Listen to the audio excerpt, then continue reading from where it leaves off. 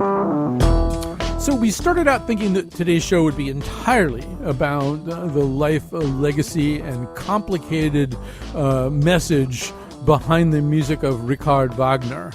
We have Alex Ross, a music writer for The New Yorker, and Steve Metcalf here to do that.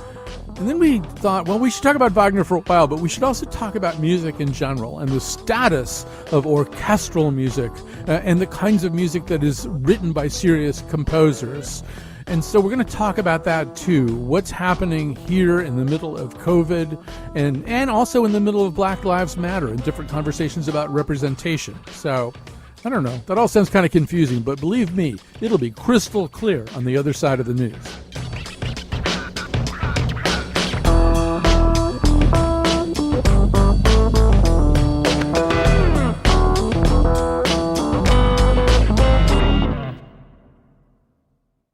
Why don't you play something? What would you like me to play? Wagner.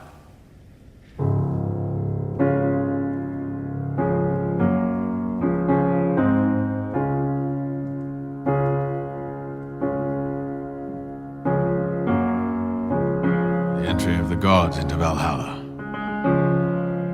A little anemic without the orchestra.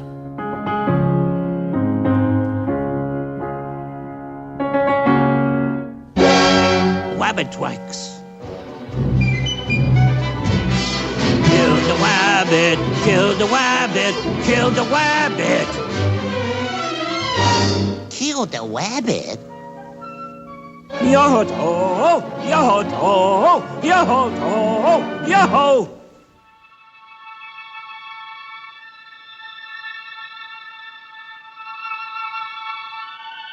Out Caesar, out Nolus, Emperor of the world. My word.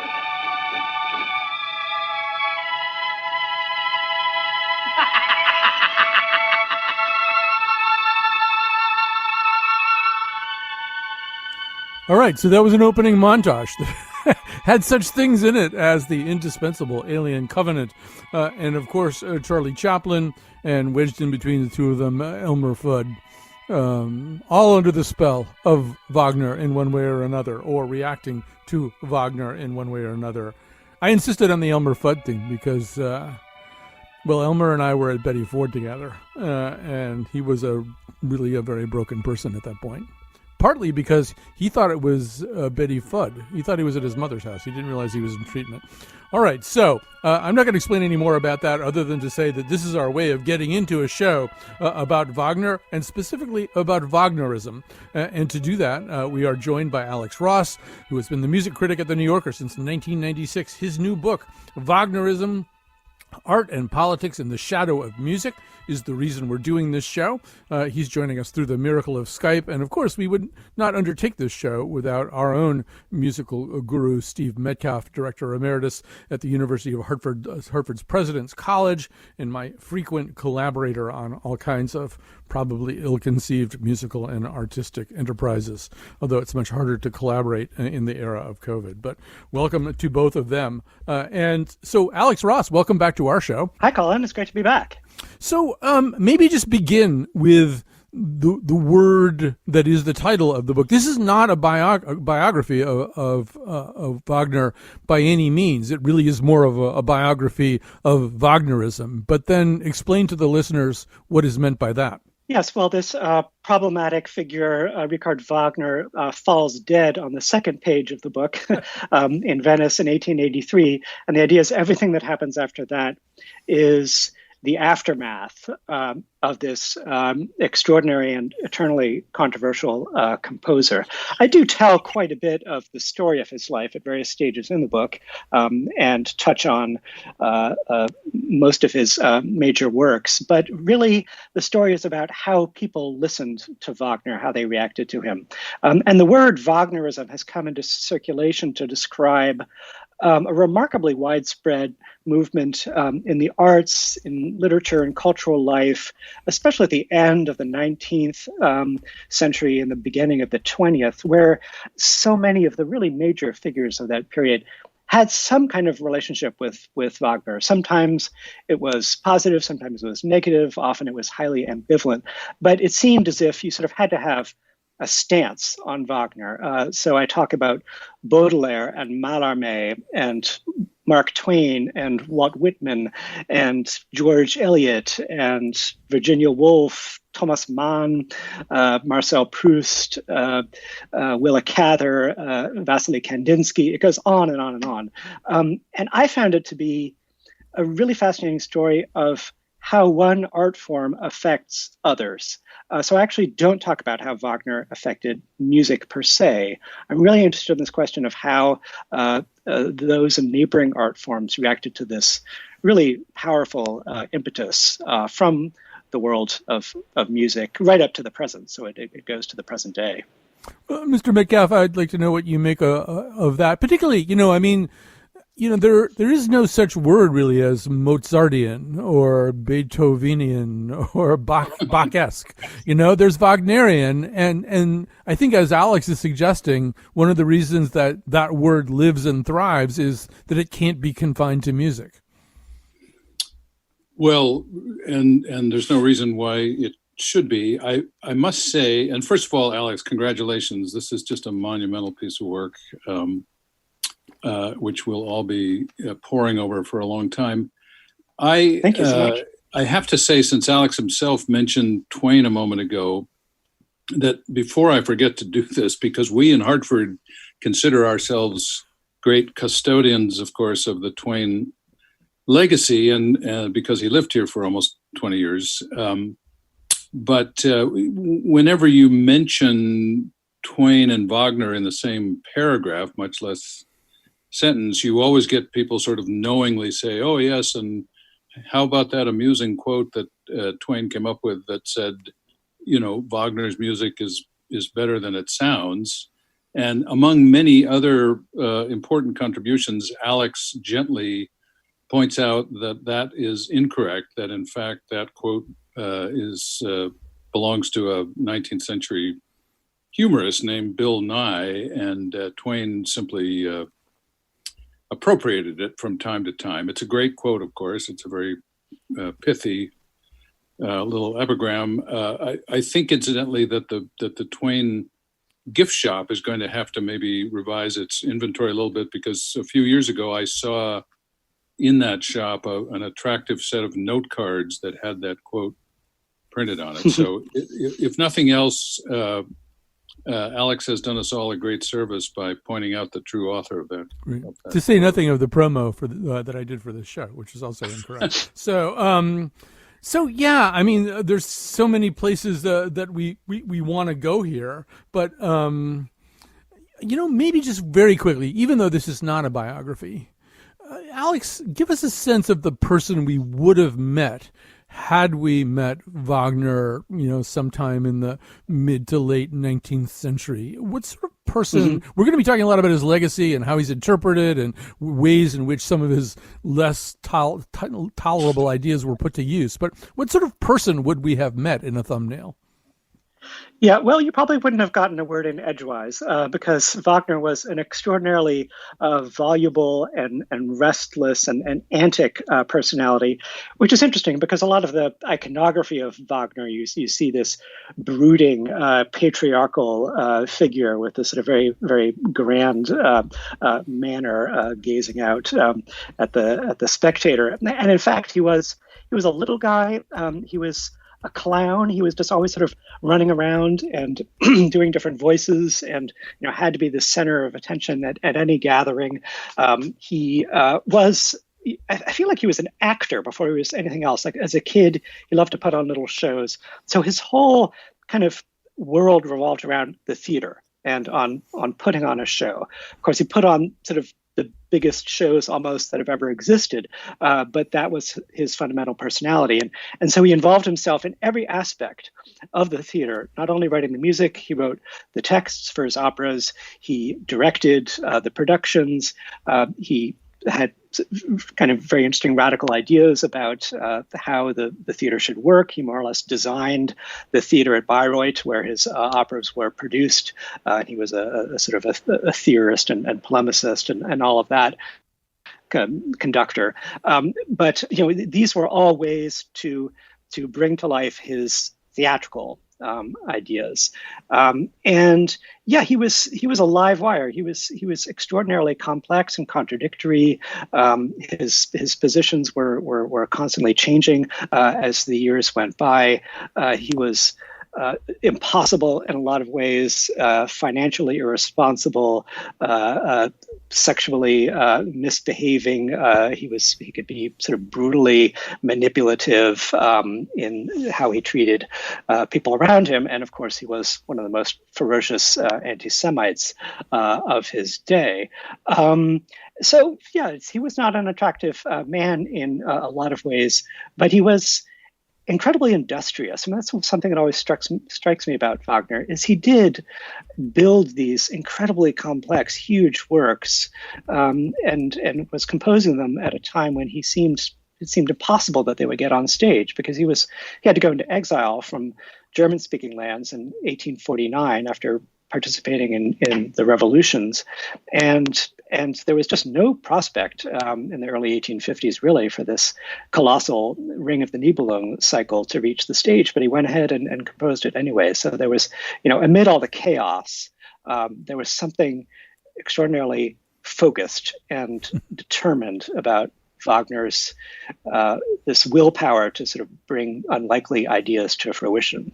So I'm going to play a little clip now from a BBC show called Desert Island Discs, which I think has been running for like 37 years or something, in which famous people talk about the music that they would bring to a desert island. I'm guessing you will recognize the voice of the person talking, but if you don't, I will tell you afterwards. Music either seems to sort of cheer me up or touch me, and I think of all the most romantic tunes I've ever heard. This touches me and almost has a physical effect on me.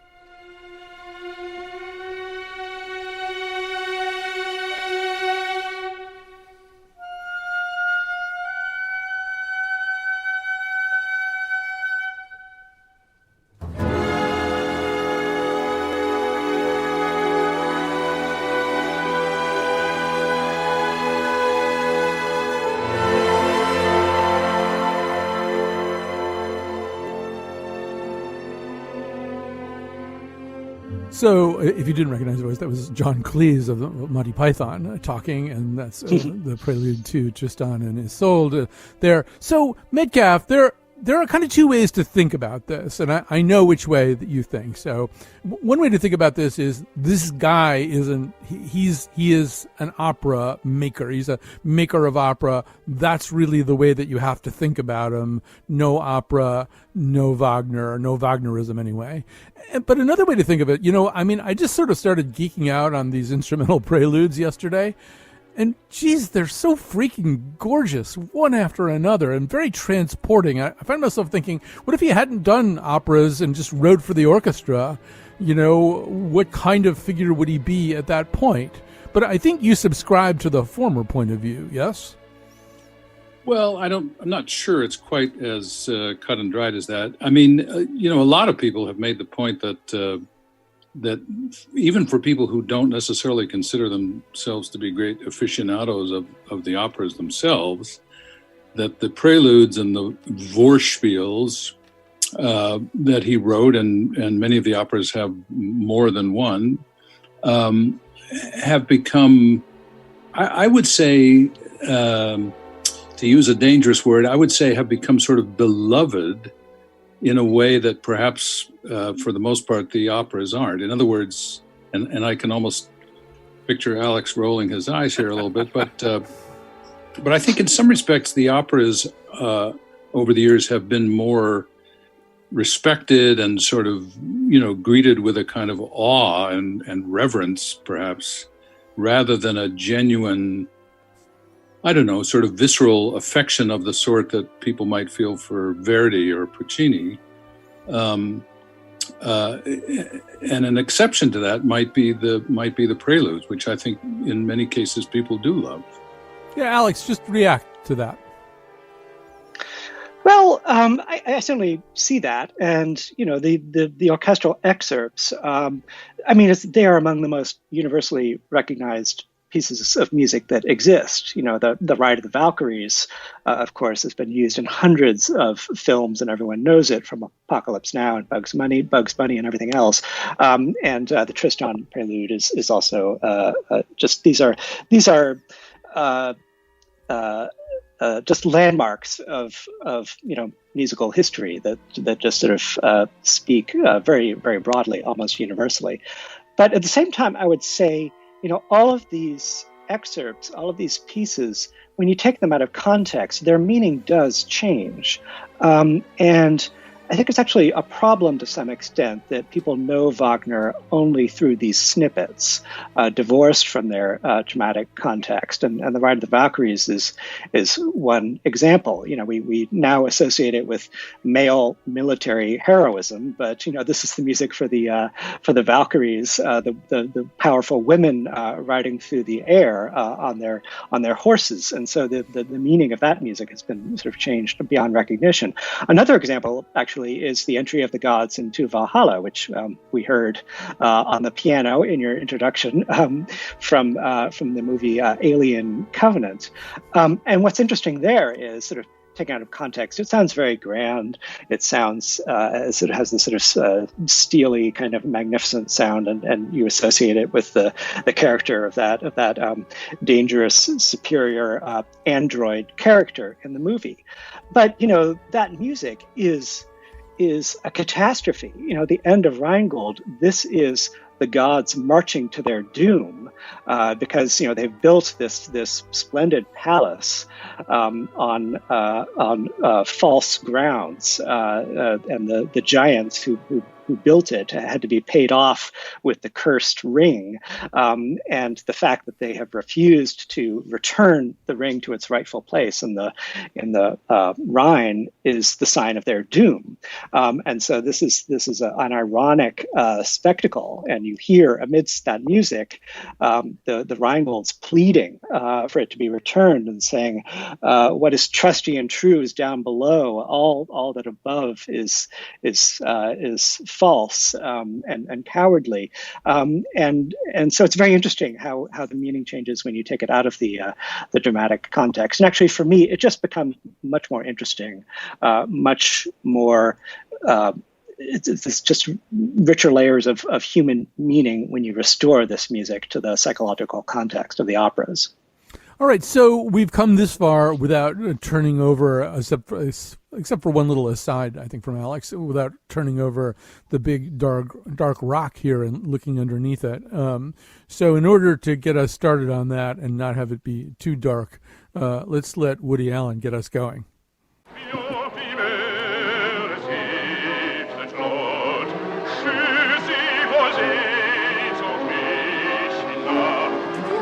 I sit through the ice hockey game and you watch the whole opera. I can't listen to that much Wagner, I start to get the urge to conquer Poland. Well, that would be one of the nicer ways that you could handle this problem. But yes, Mr. Metcalf, as Alex has already said, Wagner is a ferocious anti-Semite in his own lifetime. But it's sort of what goes on after that, right? That begins to make his entire legacy super problematic. Well, it certainly has done that in our own time. Although I am interested in this question. In fact, I'll ask Alex directly there. My sort of informal impression is that for many years, Wagner's anti-Semitism, although it was certainly known to scholars and musicologists, was not quite the public issue that it became, 15 or 20 years ago, that he sort of got a pass in some kind of odd way for that, as well as for some other things, simply because people were so, I think, overwhelmed by the music, or maybe intimidated by the force of Wagnerism, that it seemed kind of almost inappropriate to dwell too much on the anti-Semitism piece. Am I right in saying that really has only been a topic of really wide public discussion in the last couple of decades or so? I would say going back to the 1960s and 70s, and when it sort of really started coming to the forefront. But yeah, especially, I would say the last 30 years, it's become a very dominant topic in terms of how people perceive Wagner. In fact, I find that sort of just generally talking to sort of random people when I'm describing my project, the one thing that people actually know about Wagner now is that he was Hitler's favorite composer, and that's sort of the extent of a lot of people's knowledge. So it is now very widely known. The Woody Allen joke is kind of funny. I mention it in my book, actually, because it's actually not quite as funny as it used to be, I think, because the question of separating art from the artist, which of course has long haunted Wagner, is now haunting Woody Allen himself. So, these questions of, how we deal with the dark past of artists are very much in the news now. And the thing about Wagner is, people have been attacking this problem for a very long time because it first became known that he was an anti-Semite all the way back in the 1850s. And you find people in the British press around 1854 and 1855 raising the question of, how can we deal with this man who has such abhorrent views? And the controversy flared in a very major way again in the 1870s in Germany after Wagner made the disastrous decision to republish this anti-Semitic essay, which had at first been published anonymously, and people sort of gradually forgot about it, and he sort of sent it back into circulation in 1869. And so the controversy has gone on generation after generation. But yeah, I think it's something that was sort of waved away and kind of swept under the rug for a long time by people who loved Wagner's music and just didn't really want to confront this. And so they said, well, the music is sublime, the operas are sublime. He was a terrible man, but, never mind that. Let's just focus on the music. But the line of inquiry, which really came to the fore, I think especially in the 80s and 90s, was that no, these problems are inherent in the works themselves and not just in his biography. And so we can see, or the claim is, we can see traces of his anti-Semitism in the operas themselves. That remains a very controversial idea, but it's not one to be dismissed. And there's some strong evidence for it, or some strong arguments for it. So yeah, this problem is with us forever, and there's no looking away from it. So we're going to take a little break right now and come back to this, and also about the work of people who kind of tried to posthumously save Wagner from himself, and from that particular legacy as well.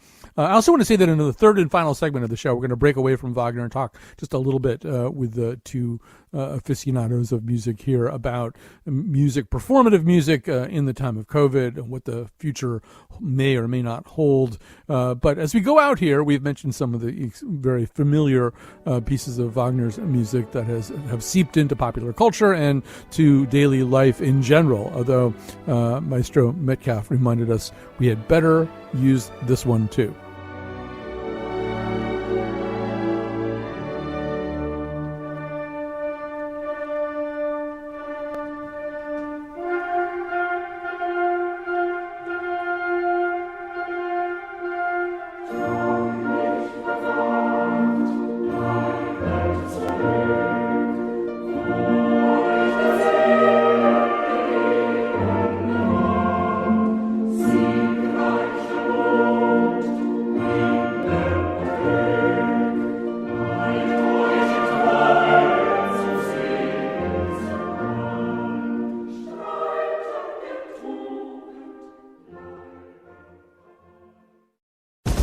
We're coming low out of the rising sun, and about a mile out we'll put on the music. Music?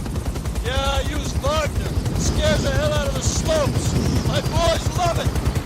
Hey, we're gonna play music! Big Duke 6 Eagle Thrust. Put on War off, sing it loud. Into the Romeo Foxtrot, shall we dance?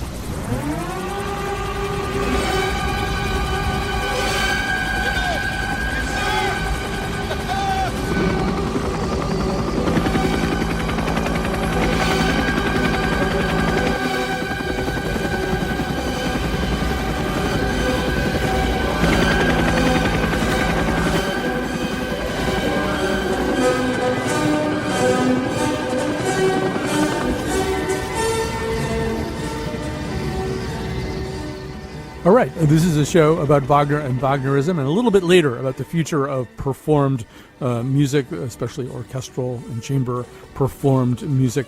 We are so fortunate today to have with us, two guys we've actually gotten together in the past for a similar conversation. Steve Metcalf, Director Emeritus of the University of Hartford's President's College and our musical guru. Alex Ross, a music critic at The New Yorker. His new book, Wagnerism, Art and Politics in the Shadow of Music. So, Mr. Metcalf, before I go back to Alex on this, as somebody who has reported on, studied, and participated in the life of symphony orchestras and opera companies, particularly in an age where you really want to open the experience up as much as possible to lots and lots of people, to people who maybe aren't, the typical classical music audience. How big a problem is everything we were just talking about Wagner? In other words, if you're the managing director of a symphony or a managing director of an opera company, how big a disincentive do you think there is these days to against staging any kind of Wagner evening? Well, as a matter of fact, I was just going to ask if Alex, in his research for this book, we live in this age now of the so-called cancel culture. I guess I'm not personally aware of any, sort of eminent opera houses that have simply declared a ban on producing Wagner operas, although there may be some, and Alex may be aware of them. I noticed that there's a new production of Valkyrie just taking shape in Berlin as we speak. So apparently in Germany, this is not the case. But, one of the reasons that I was interested in the question of when did Wagner's anti-Semitism begin to be really publicly discussed is for this very reason. Like, is there a point at which you have to say, well, we just can't justify putting these works on the stage in the 21st century? And so I guess I'll throw this to Alex and ask whether he's aware of any companies that have taken a strict position on this. Yeah, go ahead on that, Alex. Although maybe we should just quickly say, Alex Ross, before we get to that, is that the Berlin production that Mr. Metcalf is referring to right now is one of so many in which I would sort of put this in the category of people trying to save Wagner from himself or from his past. This is a international refugee themed production. This is about the plight of refugees in terms of its staging, its theatrics. It would have a much more inclusive, embrace the little guy message than what we typically associate with Wagnerian supremacy. Yeah, I'm not actually aware of international opera companies avoiding Wagner altogether for this reason, aside, of course, from the unofficial ban on Wagner's music in Israel and in concert halls as well. But, I think in terms of, there's several different problems here. I mean, first of all, it's problematic, despite everything that we know, everything negative that we know about Wagner, to sort of view the operas as these dangerous mechanisms that, inject hatred and bigotry into people, because, the fact of the matter is, although it's theorized that certain characters in Wagner may be based on anti-Semitic stereotypes, there are no Jewish characters explicitly in the operas, and that when you talk about anti-Semitism in the arts, there's a very long list of works in which there are explicit anti-Semitic or problematic depictions of Jewish people. Shakespeare, Dickens, Edgar Degas, the list is a very long one, and so the problem is more oblique in Wagner's case. And, the way these operas are staged nowadays, you can put all that on stage. And for decades now, people have been taking up the problems of Wagner's history, his biography, and the reception of the works, and confronting that very directly on stage. So sort of transferring the operas to sort of fascist style setting, even depicting, incorporating the Holocaust into a staging of a Wagner opera, and sort of turning these operas against Nazi ideology is something that has been done many, many times. And in fact, there are many aspects of Wagner's work and really of his political views as well that point away from Nazi ideology. I mean, the common thread there is anti-Semitism, but in terms of Wagner's political beliefs, he tended often toward sort of a socialistic or even kind of anarchistic view of the state, and was hostile to the idea of the militarized state. He turned against the German Empire at the end of his life, and for so long he was associated with the political left. And one thing I talk about in the book, which is very important, is that he was a hero of the political left through the 19th century and into the 20th century. The left saw him as their own, and when the Nazis appropriated him, they saw that as a distortion of Wagner's real identity. Yeah, I think there's this great scene in your book where, or it's not a scene, but it's a story. It's 1933, and Thomas Mann has decided that he's going to give this lecture where, once again, I think it's an example of somebody trying to save Wagner, at least from perceptions of him, who he might be, and to embrace him in some of the ways that you're referring to. And he gives the lecture in Switzerland, only to find out that he can't go back to Germany, that those exact forces that you're talking about, Alex, have in fact excluded him from his own home. Yeah. It was actually, he went abroad in early February 1933 to give a series of lectures. It was actually in Amsterdam, Paris, and Brussels. And the Nazis denounced the lecture because he was pulling Wagner away from Nazi ideology and stressing the leftist side of Wagner's convictions. So he was attacked, and just for all kinds of reasons, it became apparent that he should not go back to Germany. But that's a tremendous irony that this great monumental German writer went into exile as he was giving a lecture tour on Wagner, and it was sort of the die was cast, and he was actually lucky to be out of Germany on that tour at that time. And so Mann was one of many people who loved Wagner and saw the Nazi appropriation of him as almost an abuse, as a misuse of this work. So we're going to segue a little bit here. Maybe one way to do this is we're going to talk a little bit about John Williams and actually a conversation that Alex had with John Williams.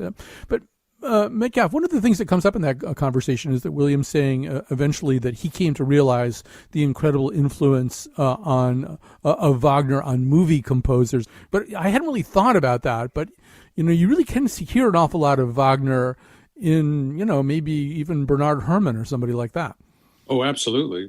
Well, in fact, it often, a lot of people have written about this, the guys who really established what movie music sounds like, which were the expatriates like Max Steiner and Franz Waxman and Korngold and these guys, they all had essentially a sort of German based training, a very classical European training, and so that was the harmonic language that they knew and that they used when they came to Hollywood with actually rather little, concession to what was going on in music in the States at that time. So you have a kind of a tradition that I think, even through John Williams himself, continues to this day, in which that sound world is kind of what we think of as the Hollywood harmonic language. I think the Ride of the Valkyries, could be a John Williams score when you come right down to it. I think Richard Strauss gets a little bit of an extra credit for John, but absolutely, that was the world that that they knew, and that was the world that they brought to Hollywood, and in many respects, in James Horner's music and Hans Zimmer, that sound world still is very much alive. Well, let's hear a little bit of that sound world in a very familiar to everybody context.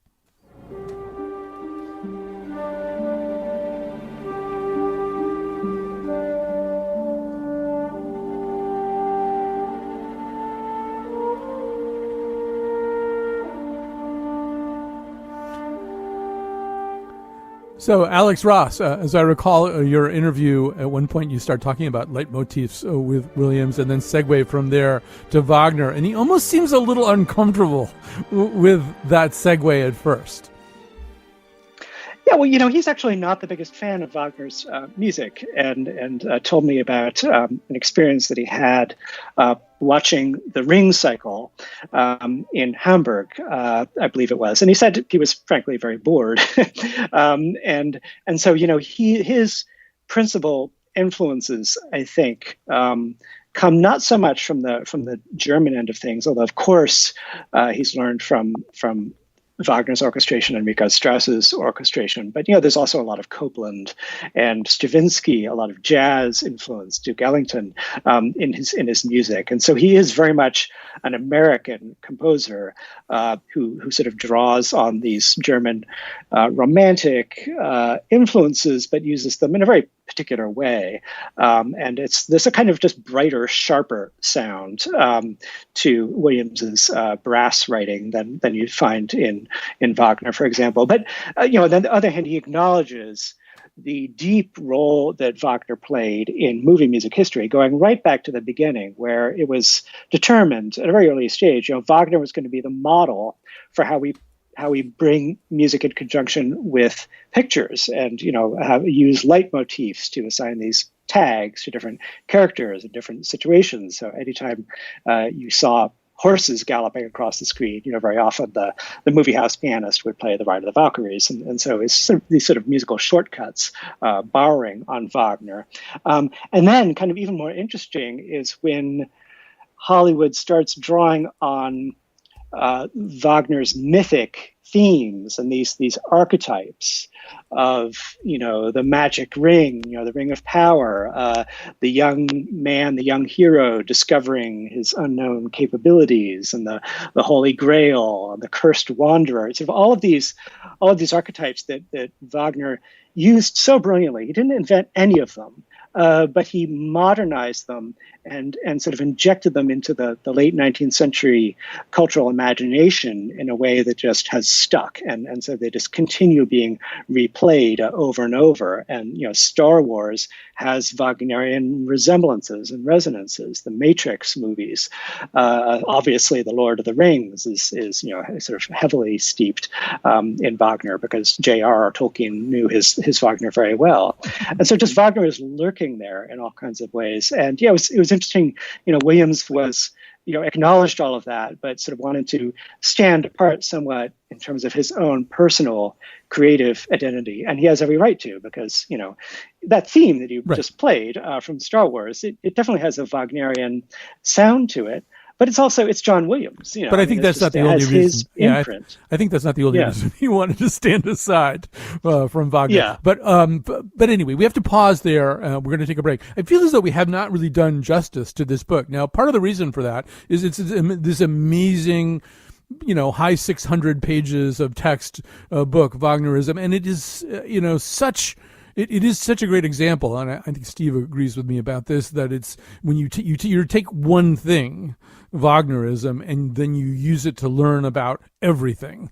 This is just an incredible survey of Western culture over the span of a couple of hundred years or more. And so there's no possible way we could have done justice to it. But it's Alex Ross's amazing book. Alex and Steve will be back. I want to probe both of their minds using my Vulcan powers about the future of music. That's a whole different franchise I'm referencing, actually.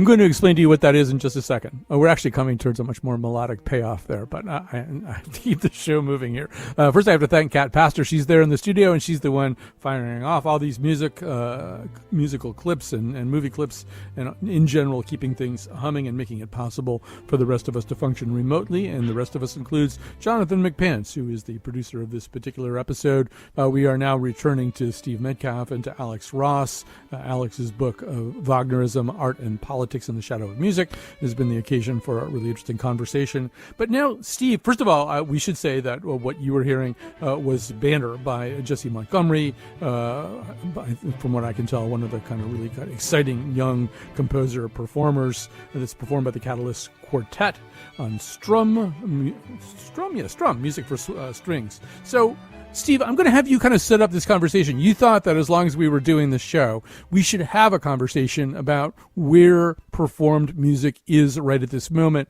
on the putative health of some of the really great opera and symphony companies. But ask the question the way you want to ask it, and then we'll get going.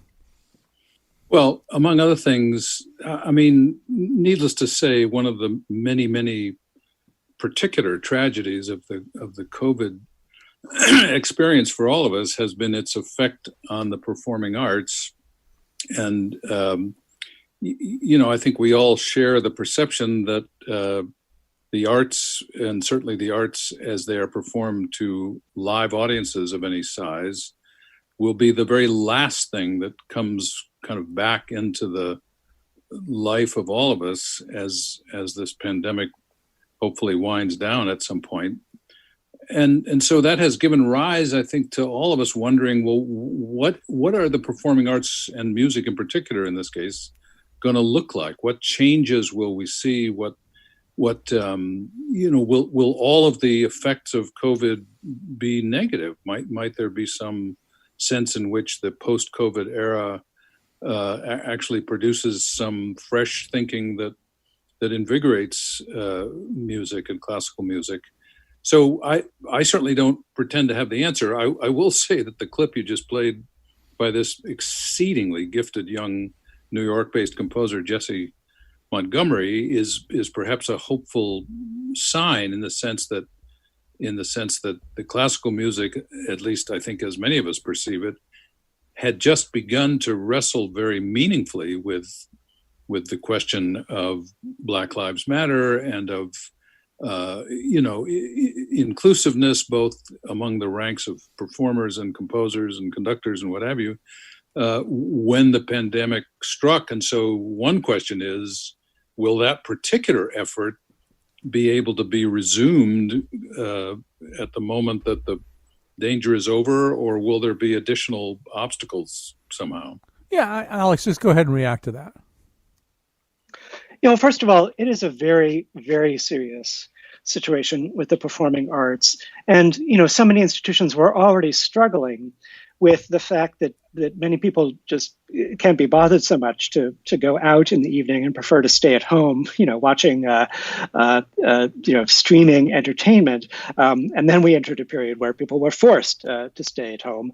And so the problem was redoubled, and just all revenues stopped. And immediately a whole long list of institutions entered in a matter of weeks or even days a state of severe crisis. And then you think about all the freelance musicians, all of the chamber players and singers and people in new music groups and all these others who are sort of more, who don't have that union salary with an orchestra. And I'm worried that a whole lot of them are just going to give up and sort of give up on music and to sort of find another job. So it is a very serious state of affairs, and I would urge anyone who does have the resources to support their local performing arts groups to do so, because they need help for real.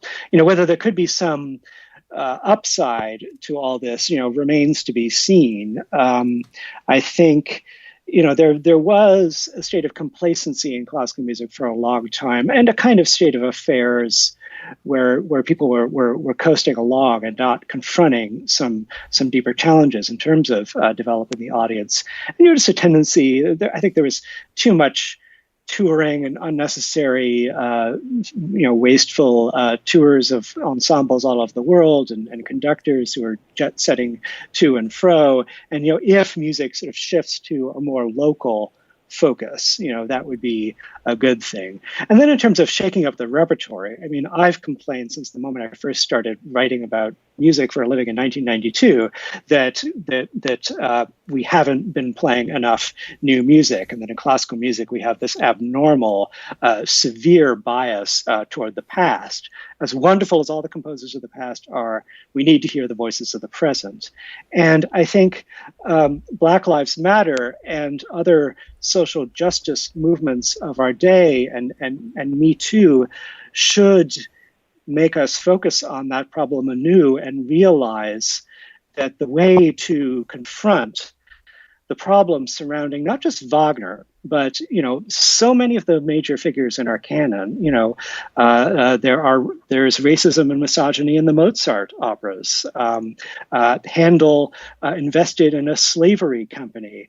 There's anti-Semitism in the Bach Passions. There's systemic issues in our canon, and the way to deal with that is, of course, not to stop playing those composers, but to counterbalance them against music of the present, and especially the voices of Black composers and female composers and transgender composers, and to sort of have a more diverse representation. And I do want to say, I want to give some props to Mr. Metcalf, who founded and ran a new chamber series at Hart School that really did that, really introduced an awful lot of new music, to me anyway, that I wouldn't have otherwise heard. Steve, we only have about a minute left, but I think, another part of this is just, you are the father of a professional musician and the father-in-law of a professional musician. And I feel like that generation, they're just not going to put up ultimately with music that isn't more inclusive or representational. Oh, I'm being told that Metcalf can't hear me anyway. All right, so we had a little technical problem. Well, we're just about done with the show anyway, so maybe... Can you hear me? Yeah, I can hear you. Alex, maybe, we've only got... what Steve would have said was yes. Yes. So why don't we end, actually... So Alex had a terrific piece recently talking about the LA Philharmonic and doing, finally getting back up on their feet to do a live performance, and a lot of it revolved around the fifth movement of Ravel's Mother Goose. So let's end with that, because it ends so nicely anyway. Thanks to Alex Ross and to the now zoomed off into the distance Steve Metcalf for this wonderful day of conversation.